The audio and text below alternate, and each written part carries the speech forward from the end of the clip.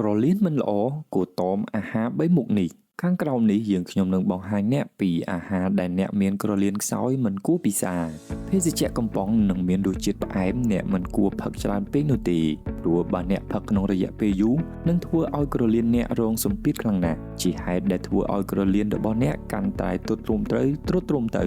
ផ្លែស្ពឺក៏អ្នកដែលមានក្រលៀនមិនល្អមិនគួរញ៉ាំផងដែរព្រោះវាមានផ្ទុកសារធាតុដែលធ្វើឲ្យសុខភាពក្រលៀនរបស់អ្នកកាន់តែខ្សោយទៅ